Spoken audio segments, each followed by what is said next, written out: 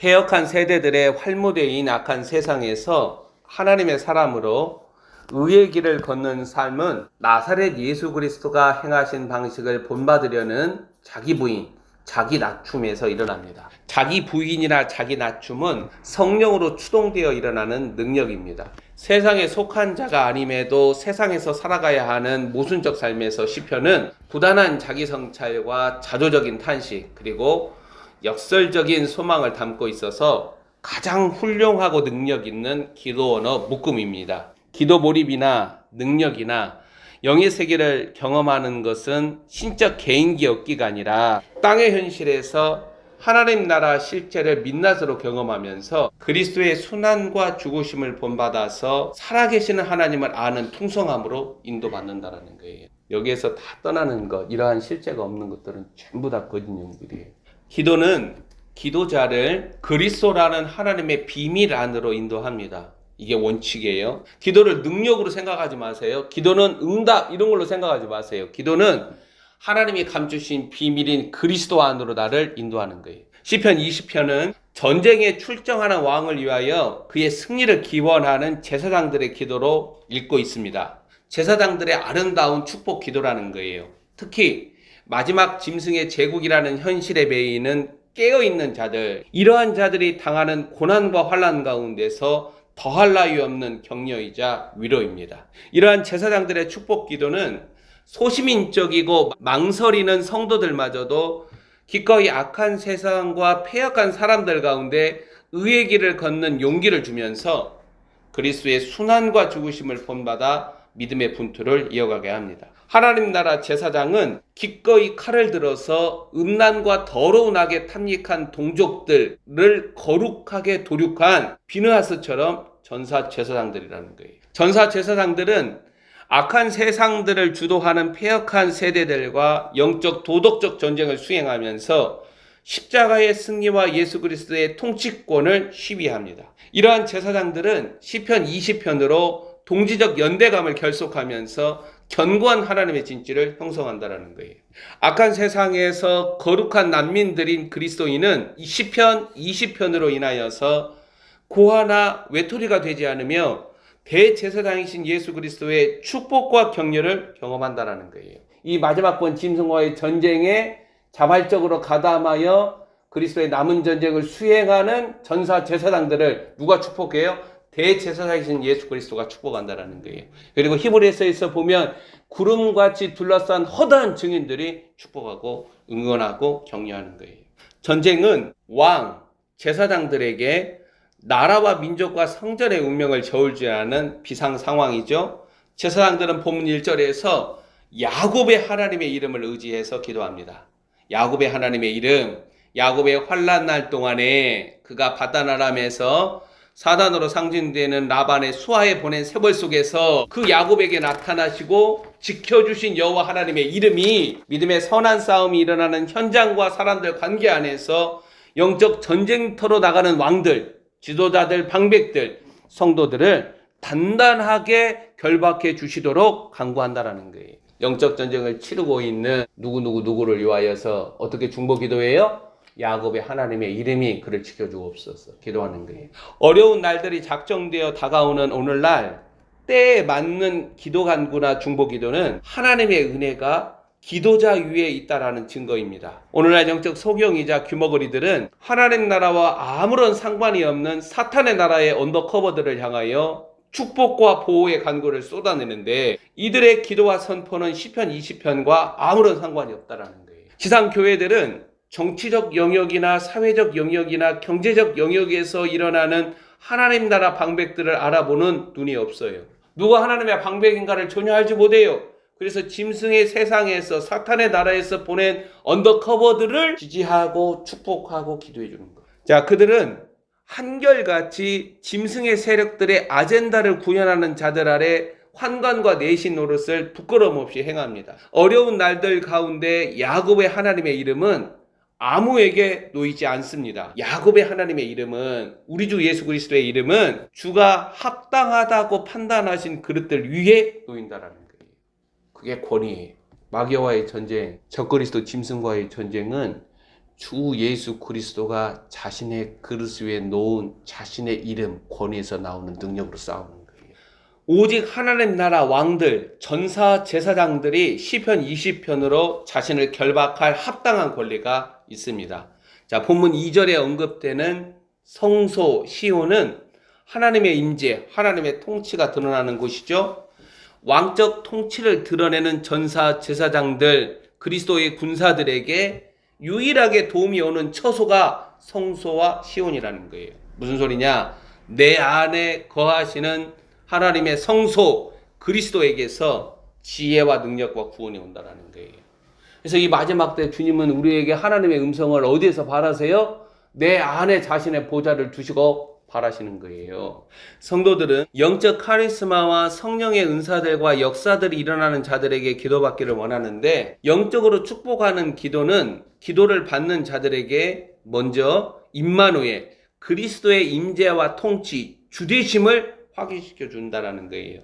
기도받는 자들에게 그들과 함께 거하시는 성소, 시온이신 그리스도로 말미암아 하나님의 도우심과 하나님의 구원이 현재적으로, 구체적으로 하나님의 음성과 하나님이 하시려는 일들을 축복기도로 나타낸다는 거예요. 어떤 사람이 하나님의 사람이다. 그래서 그 사람에게 내가 축복기도를 받으려고 그에게 기도받는다 할 때, 기도자는 그 기도받는 자에게 뭘 먼저 드러내느냐? 성소이자 시온이신 그리스도가 너와 함께 하시는 것, 그걸 먼저 드러낸다는 거예요. 성소에서 너를 도와주시고 시온에서 너를 붙드시며, 야곱의 하나님의 이름을 먼저 얘기를 하잖아요. 네 안에 그리스도를 언급하면서, 그리스도가 뭐예요? 임마누엘이잖아요. 그 임마누엘, 네 안에 살아있는 성소, 네 안에 살아있는 시온이 너를 도우시고 붙들어 주시는 것, 그게 영적 축복 기도문이라는 거예요. 자, 본문 3절을 읽으면 하나님께 드리는 왕의 소제를 기억하고 번제가 연락되기를 간구합니다.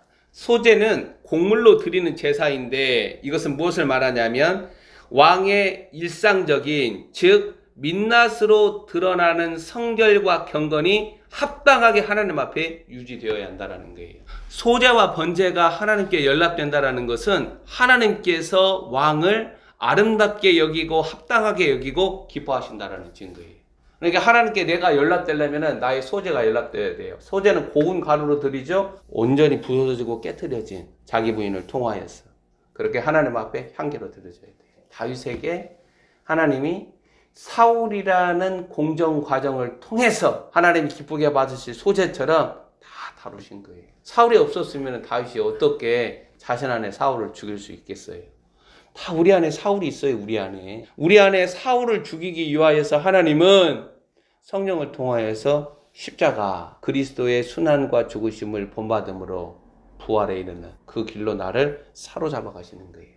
사도 바울이 나를 사로잡아 가시는 그 하나님의 은혜를 놓지 않으려고 붙들려서 따라가는 거예요. 자, 왕도 일반 백성과 다를 바가 없지만 일반 백성들의 머리로서 이스라엘의 왕이신 여호와 하나님께 자신이 기쁘게 연락되어야 한다는 거예요. 여호와 하나님께 헌신자이자 충성자로서 왕은 자신이 드리는 소제와 번제가 흠이 없고 결격 사유가 없이 하나님께 향기가 될 때, 하나님의 향기가 될 때 제사장들의 간구는 실제적인 도움닫기가 됩니다. 3절에 내 모든 소제를 기억하시고 내 번제 받아주시기를 원하노라. 왕이 드리는 소제와 번제가 하나님의 향기가 될 때에 4절 제사장들의 이 축복 기도는 실제적인 도움닫기로 내 마음의 소원대로 허락하시고 내 모든 계획을 이루어 주시기를 원하노라. 이 기도가 열매 맺는다라는 거예요. 5절을 읽으면 왕의 운명이나 승리는 그를 축복하는 제사장들의 영광과 운명이라는 거죠. 우리가 너의 승리로 말미암아 개가를 부르며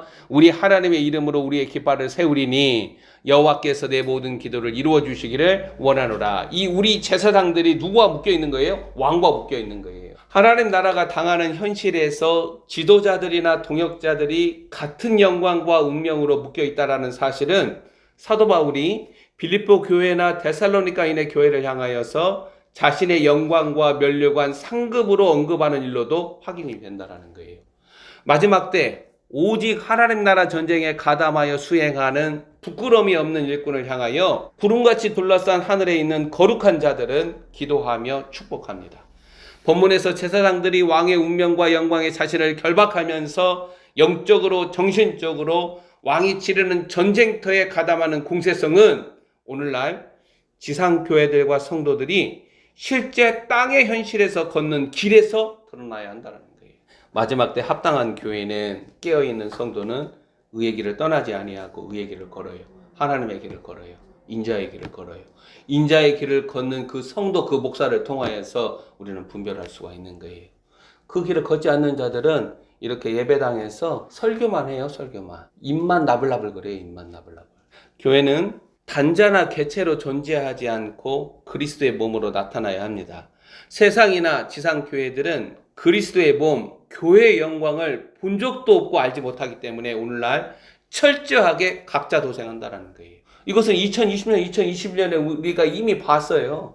어디에서는 진실을 알리고 그 진실을 위하여서 희생을 감수하지만 어디에서는 각자 도생, 너는 너의 그렇게 해서 하고 우리는 이렇게 하고 2020년, 2021년 지상교회의 치욕이죠.